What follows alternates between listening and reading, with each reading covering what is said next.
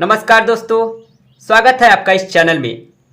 आज class 9 poetry the lake Aizawl of Innisfree के जो पोएट हैं वो है विलियम बटलर येट्स। तो विलियम बटलर जी भी बहुत अच्छे पोएट हैं। इन्होंने अपने पोएम के माध्यम से इन्होंने हमें बहुत अच्छी बात बताई है। यहाँ पर the lake Aizawl of Innisfree एक ऐसा स्थान है जहाँ पर पोएट बचपन में काफ़ी समय उन्होंने अपने बचपन के दिनों व्यतीत किया है। तो बताते हैं कि सुबह के समय में वहाँ पे काफ़ी ज़्यादा शांति का माहौल होता है और शाम के समय लिनेट नाम की पक्षियों से भरा होता है, और दोपहर और रात्रि के समय एक बैगनी रंग का प्रकाश, एक ग्लो उत्पन्न होता है जहाँ पर एक बहुत ही ज़्यादा ब्यूटीफुल नेचर होता है। शुरुआत करने से पहले यदि आप चैनल पर नए हैं तो प्लीज़ इस चैनल को सब्सक्राइब कर लीजिए और बेल आइकन को प्रेस कर दीजिए। तो चलिए शुरुआत करते हैं दोस्तों। I will arise and go now. Arise का मतलब उठूंगा या उठना, गो मतलब जाना, नाउ मतलब अब, and go to Innisfree. Innisfree एक ऐसा स्थान जहां पर कोई व्यक्ति नहीं रहता, एक छोटा सा टापू है दोस्तों। I will arise and go now, मैं अब उठूंगा और जाऊंगा। And go to Innisfree, Innisfree जाऊंगा, मैं उठूंगा और अब इनिस्फ्री चला जाऊंगा। And a small cabin build there, small का मतलब छोटा, कैबिन का मतलब कोठरी या झोपड़ी, बिल्ड देयर बनाऊंगा, मैं वहां पर एक छोटी सी झोपड़ी बनाऊंगा। Of clay and wattles made, clay मतलब होता है दोस्तों मिट्टी, और वेटल्स का मतलब होता है दोस्तों खरपतवार या फिर टहनियाँ। जो कैबिन में बनाऊंगा वो मिट्टी और टहनियों के बने होंगे, मिट्टी और खरपतवार के बने होंगे। 9 bean rows will I have, वहाँ पर मेरे पास 9 सेम के बीज होंगे, मतलब 9 सेम की पंक्तियाँ होंगी। रोज मतलब पंक्तियाँ, बीन का मतलब सेम, 9 का मतलब 9, जहाँ पर मेरे पास सेम के 9 पंक्तियाँ होंगी। A hive for the honey बींग, और मधुमक्खियों के लिए एक छत्ता होगा। एंड हनी बी का मतलब होता है मधुमक्खी, हीव का मतलब मधुमक्खी, छत्ता। आगे देखिए दोस्तों, जहां पर मधुमक्खियों का एक छत्ता होगा।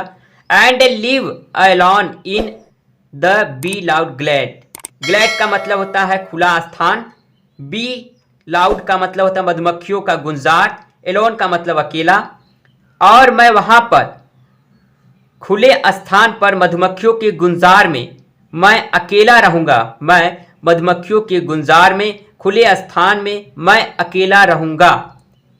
फिर से देख लीजिए। आई will arise and go now, मैं उठूंगा और अब मैं जाऊंगा। एंड गो टू इनिस्फ्री, अब मैं इनिस्फ्री चला जाऊंगा। And a small cabin build there, मैं वहां पर एक छोटी सी झोपड़ी बनाऊंगा। Of clay and wattles made, जो मिट्टी और टहनियों के बने होंगे। 9 bean rows will I have there, वहां पर मेरे पास 9 सेम की पंक्तियां होंगी। अ हीव फॉर हनी बीज, और हनी बीज के लिए एक छत्ता होगा। हनी बी का मतलब मधुमक्खियों के लिए एक छत्ता होगा। And live alone in bee loud glade, glade का मतलब होता है खुले स्थान, मैं वहां पर मधुमक्खियों के गुंजार में, खुले स्थान में अकेला रहूंगा। सेकेंड स्टेंजा है दोस्तों, ध्यान से देखिए। And I shall have some peace there for peace comes dropping slow. I shall have some, some का मतलब कुछ, पीस का मतलब शांति। आई शैल हैव सम पीस, मेरे पास वहां पर कुछ शांति होगा, कुछ शांति का माहौल होगा जहां पर मैं जाऊंगा। For peace comes dropping slow, dropping का मतलब टपकती हुई, स्लो का मतलब धीरे धीरे।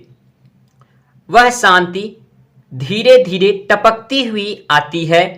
Dropping from veils of the morning to where the cricket sings, dropping का मतलब टपकती हुई, वेन्स का मतलब होता आवरण, ऑफ अ मॉर्निंग, तो सुबह के आवरण से वह टपकती हुई आती है।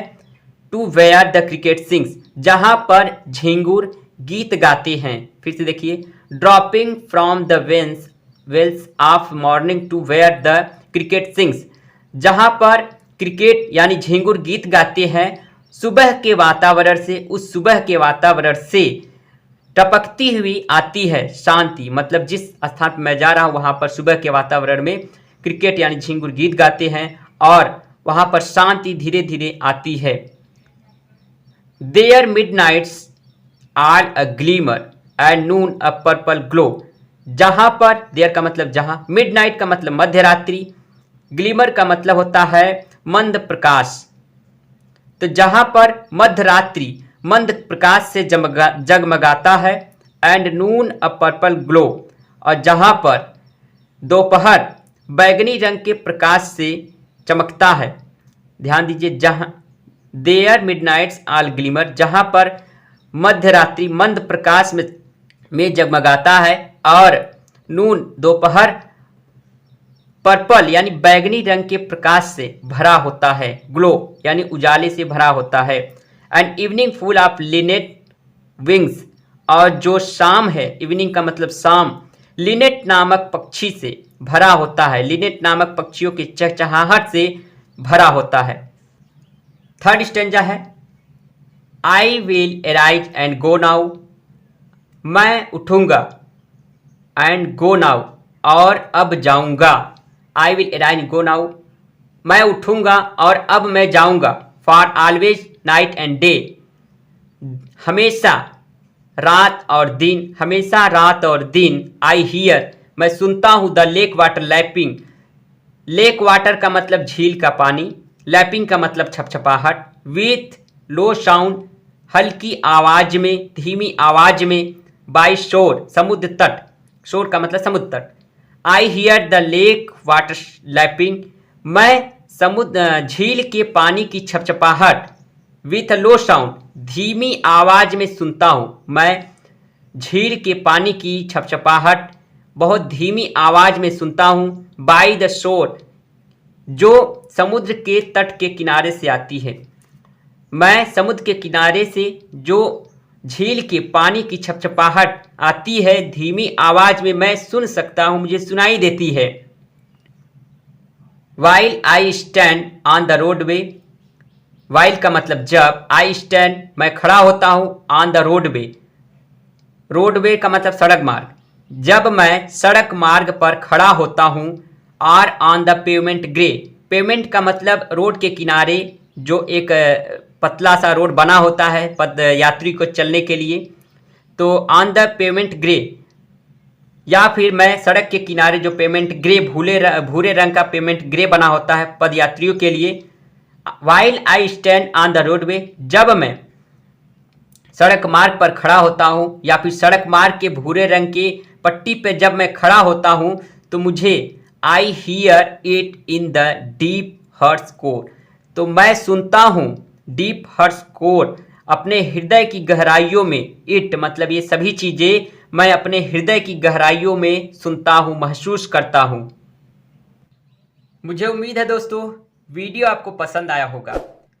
यदि आप चैनल पर नए हैं तो प्लीज़ चैनल को सब्सक्राइब कर लीजिए और बेल आइकन को प्रेस कर लीजिए। प्लीज़ वीडियो को लाइक कीजिए, अपने दोस्तों को शेयर कीजिए ज़्यादा से ज़्यादा, ताकि उन्हें भी ये सभी चीज़ें समझ में आए। और मिलते हैं एक नए वीडियो में, तब तक के लिए दोस्तों जय हिंद।